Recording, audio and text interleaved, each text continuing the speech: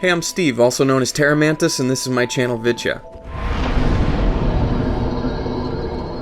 In this video we're going to cover 10 things you may or may not know about Dark Souls 2. And remember to play the game where if you learned something new you hit the like button, but if you knew absolutely everything, feel free to hit yourself in the face for spending way too much time with this game. I know I do. Alright, so to start off the list, did you know that the blacksmith in Majula, Lenigrast, was inspired by one of the Archstones from Demon Souls? Yes, just like the Burrow King Archstone, Lenigrast has green skin, a bald head, beard, a band around his forehead, and they both have blacksmithing hammers, making them bear a striking resemblance. Alright, for number 9, did you know that some power stance weapons have unique aspects to them? For one, with rapiers, unlike most other weapons, you're still able to parry while in a power stance.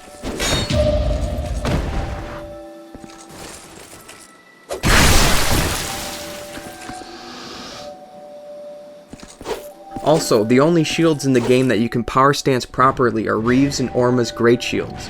This pair of shields receives its own moveset, and they have to be in the appropriate corresponding hands or they won't work correctly.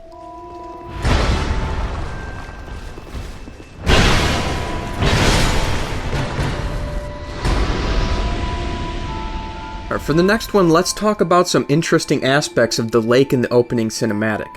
First off, early in the cutscene, it's important to know that this is what a lake's reflection should look like, basically a mirror image of what's on the horizon from the viewer's perspective. But later in the cutscene, after the torches ignite and the camera emerges from underneath the surface of the water, the reflection of the water changes. It fades to reveal a castle or fortress of some kind.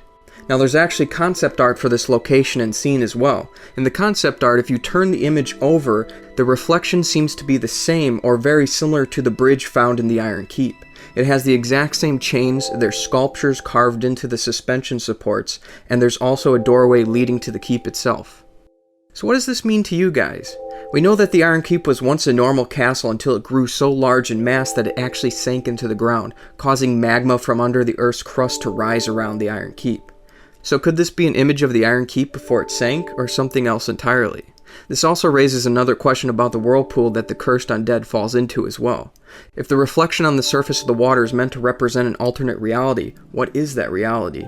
Is the vortex a portal to another timeline, a fissure between dimensions? It might be impossible to say for certain and done so intentionally. All that I know without doubt is that this is definitely my favorite aspect of the opening cinematic.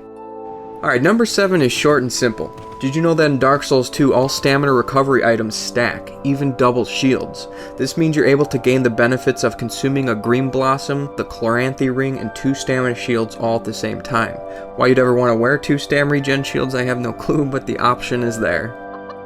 Alright, for the next one, did you know at the very top of the earthen peak there is a Pharaoh stone socket that if activated before destroying the windmill will pour out only a pool of poison, but if activated after removing the poison from the tower will actually create a pool of water that rapidly heals your character.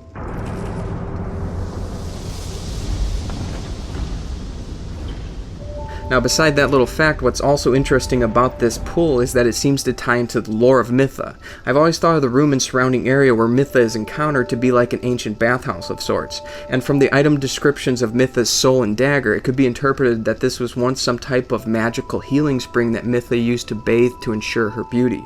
But it's unclear whether it was her baneful nature or the poison that eventually seeped into the water supply that ultimately transformed Mytha.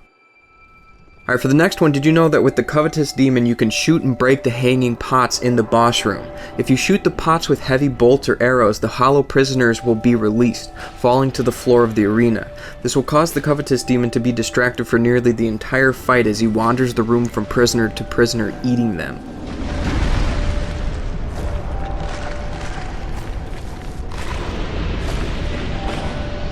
One more interesting aspect of this unique situation is that when the Covetous demon is eating, he has a massively increased physical defense.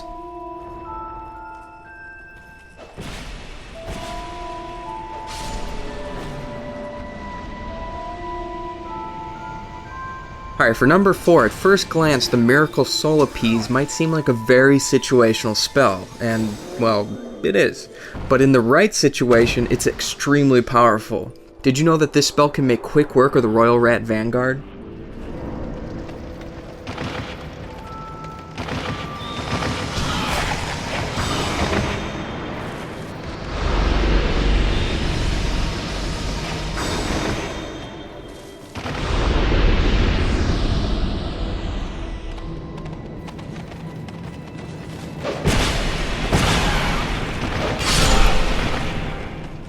Even more interestingly, Soul Appeal is a devastating miracle in PvP invasions. Real players, if hollow, take massive damage from this spell.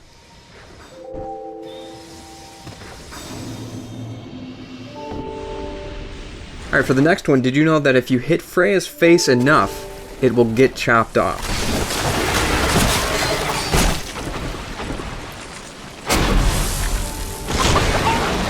And contrary to what many people believe, removing Freya's face will not cause the little spiders to run away in fear by the decapitated head.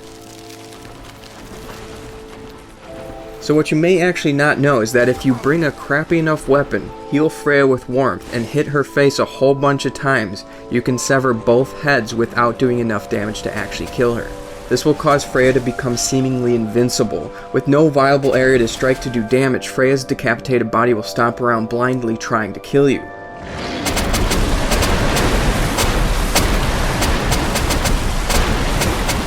But if this is the case and Freya's body is headless, you can use a weapon that ignores armor to finish off Freya.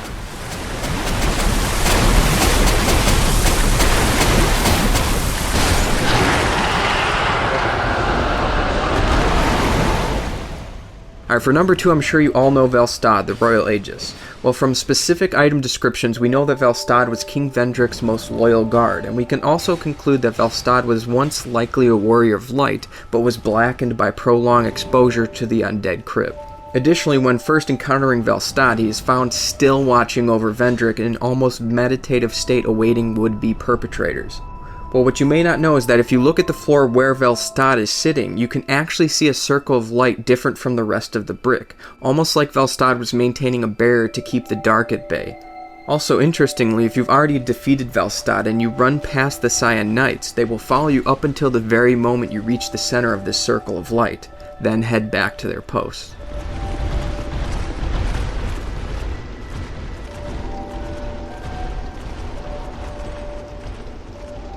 Alright, for the last one, I'm sure you're aware of the giants and their faces, or lack thereof to be more precise. In other words, the giants seem to just have a hole where a face should be. Well, if you go into the memory of ViiTCHA, you can find a special dead giant. This giant, unlike the others, has a face. Its charred black face has loads of jagged little teeth like a shark, a forked tongue like a snake, and beady little yellow eyes. Also, if you got the collector's edition of Dark Souls 2, it came with a little art book. This art book has some concept images of one of the mage-like giants, but it too has this same type of face as the dead one found in-game. Alright guys, that's it for this video.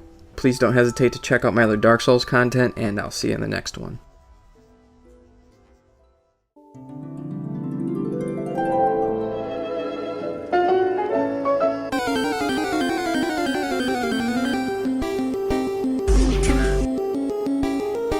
What in the heck is that? The similarities between the Bridge Dragons and Demon Souls and Dark Souls, or Yurt and Lotric, or Leroy and Garl, or Leroy and Garl, or what are you doing? Nothing, go about your business.